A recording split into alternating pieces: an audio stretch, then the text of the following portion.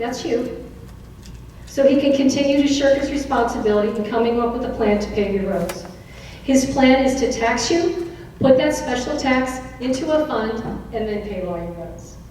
I will extinguish every possible avenue before resorting to a special tax which is levied upon only a portion of our community. You have told me personally, I have talked to you for a year, going door to door, and you people of Green Mountain have told me personally that you do not want another tax increase. You cannot afford it, and I am listening. I will do everything in my power to avert this special tax because I don't agree with it. Part of our road problem and 30 seconds. Taxing in general is the lack of will to, I bring the roads in, to fix our roads, and the lack of will. All right, we got to stick to the... Oh, I'm sorry, I thought you said 30 You only get seconds. 30 seconds, so that was that. So Yes. Yes, so do we have any... Sorry, I did. Oh, she was 2 minutes. Yeah, I thought, okay, you confused me. Hey, no, I've got it. Frank, maybe you'd like to continue. Would you like my microphone? I'm so sorry. No, that's okay. You got me thrown for a minute too there. The 30-second thing, and I thought we were doing the 30-second. I apologize. I'm almost done anyway. I'm wrapping it up. Do one of these, right? Our tax plan is our county knee-jerk taxes. No spending, savings. No stopping of special interest. Knee-jerk tax, and I'm against it.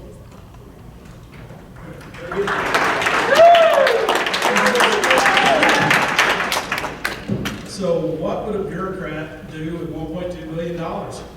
Anything he wants, I guess. Seriously though, I guess we would go find another balloon venture to spend money on. We'd go out and buy land we don't need. We would go out and not take care of our sheriff's deputies.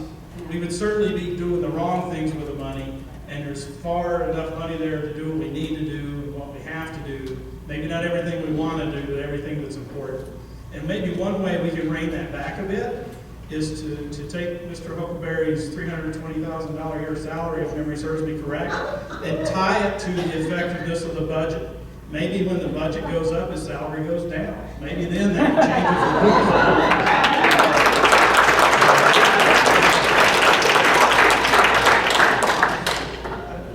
changes. With 40 years of owning and operating my business in Pima County, I know what it means to look at the expenses.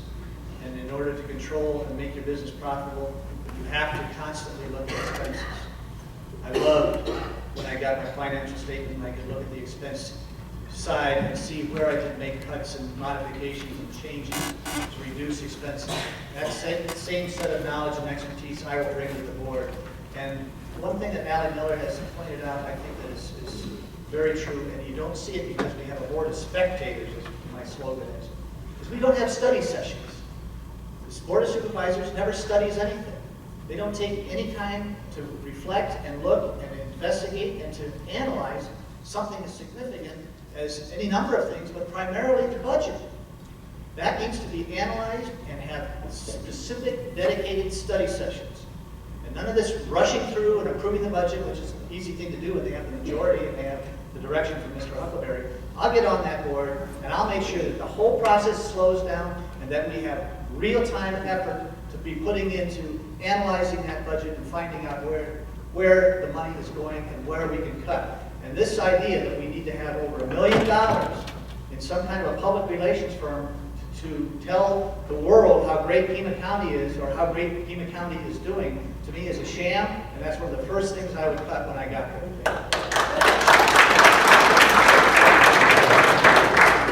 All right, now we have 30-second follow-ups. Okay. All right, so, May I go? yes. Okay. Part of analyzing the budget as a supervisor is simply doing the due diligence required. That's it. Yeah? Only 20 seconds. Okay, Mr. Becker, we'll start with you. Pima County has a rough track record when it comes to luring startups and helping existing businesses grow. Why do you think this is the case? And what would you do to encourage economic development in Pima County? Well, according to that survey, it's a little dated, but the most recent I could find, the top 3 things that were of issue were the condition of the roads, our infrastructure, including taking care of our sheriff's deputies and our education. Certainly those things need to be addressed. And along in part of that, when somebody flies into Tucson International with my job, I fly about 75% of the time, or have up to this year, so I know TIA very well. When somebody flies in and drives up Tucson Boulevard and maybe a half-mile Model N decides they can't do business here, we're not doing ourselves any favors. We need to take care of those things. And perception is reality. So, get rid of the burdensome permitting processes, those types of things, and streamline things. Basically, a simple answer is let's make it as easy for businesses to do business here as possible, and talk to them and talk to each other about how we can best accomplish that. And when we do that, we need to promote the fact that we've done this. And I don't know about you, but back in my day growing up, we didn't get participation awards. We got first, second, third, and so forth. I'm frankly very sick and tired of seeing Pima County on the bottom of the surveys that we should be on the top of. Let's work together and change the perception after we change those things that are causing the bad perception.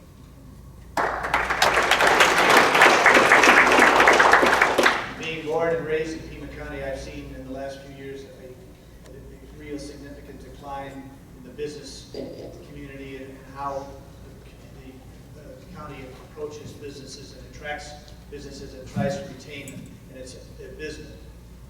I have 3 daughters. 2 graduated from the University of Arizona, and 1 graduated from Arizona State University. After they graduated, they wanted to pursue a career, and they could not find one here in Pima County. They had to leave home.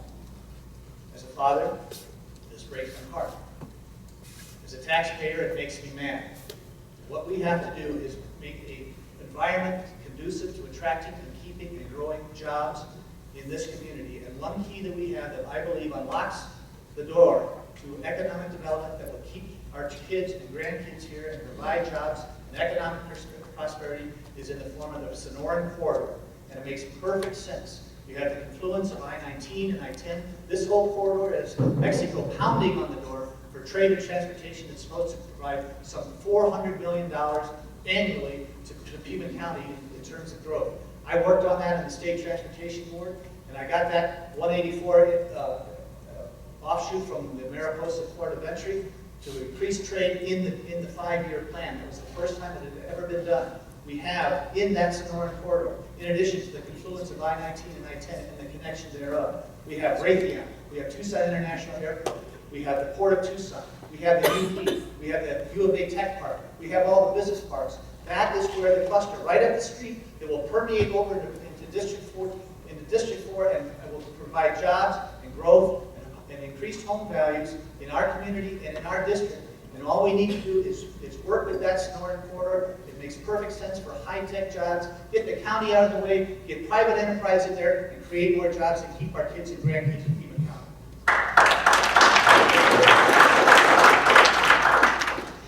Has anyone tried to build a house starting with the roof? Doesn't seem to make sense, does it? You can't build a house starting with the roof. You have to start with the foundation of the home first. And that's exactly what we need to be doing in our Pima County. Bringing projects like the Sonoran Corridor might be fine, but that's starting with the roof. We need to concentrate on creating a business environment that people are going to want to come and start their businesses, that families are going to want to move to. How do we do that? We start first with cutting. I've been in the Board of Supervisors meetings. I've been going there for over a year and a half. There's plenty of things to cut. Wasteful spending, irresponsible spending. Then we take that money and we put it towards our roads to start to inch away and help develop our infrastructure. Because why? Businesses like nice infrastructure, as do families. We like nice roads to drive on. And it's part of what is driving business away is because we're not putting our money towards that. We need to create a low debt, and a low tax environment. I know I've mentioned this before, but I keep wanting to drive that point home because it's just so important. Then we can work on working on our businesses and attracting our businesses and expanding our tax base so the little guy, you and me, doesn't have to be pummeled by taxes. That's why we can put forth all the projects that we want. But has our history not shown that when companies come here and they realize that their roads are crumbling, their deputies have left them, and their education stinks, do they stay here? No, they leave. You said cutting. Give me a very quick example of 2 or 3 areas where you think we need to cut. Stop suing everyone. Stop suing the state and losing, actually. Look at environmental construction regulations for improved efficiency and savings. Make sure metrics and goals are achieved before renewing contracts, and I'll bring up TRIO. The president of TRIO, a nonprofit, for those of you who don't know, TRIO is an economic organization that is contracted with the county to improve our economy and our economic development in Pima County. The president of that organization makes $300,000 a year. It's a nonprofit organization. Okay, you've answered it. Thank you. 30 seconds.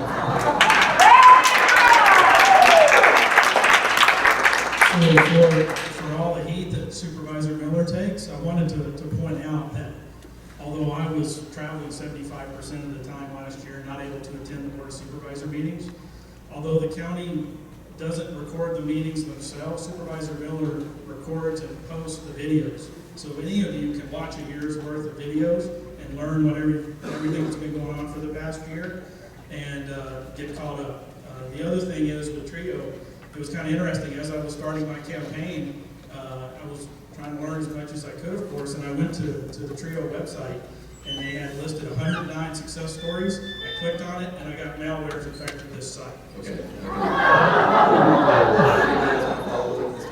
I believe it's called Sun Corridor now, not TRIO, but Correct. Yes, that's right.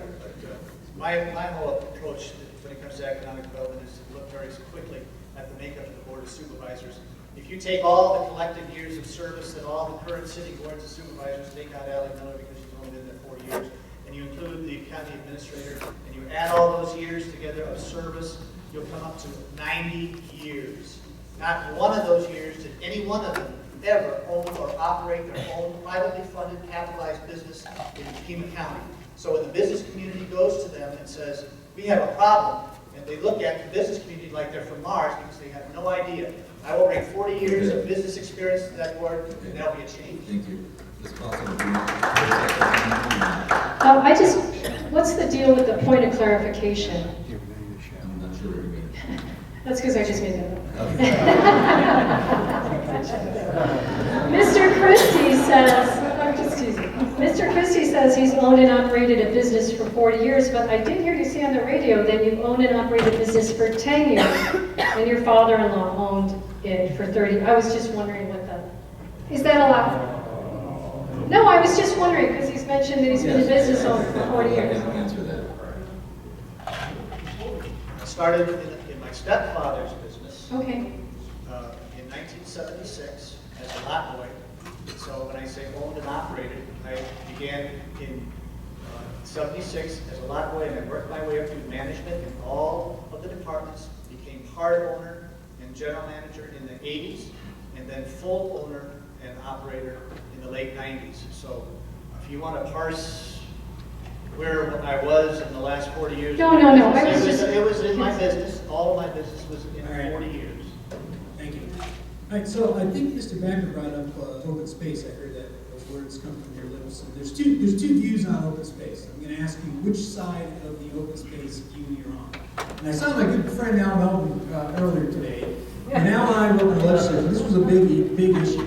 Only 13% of the state of Arizona is in private hands. The rest of the state is owned by the government.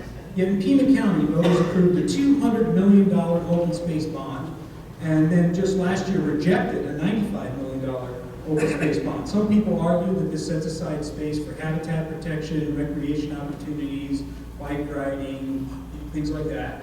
And other people would argue that it takes private property off the tax rolls, increasing the tax burden on other taxpayers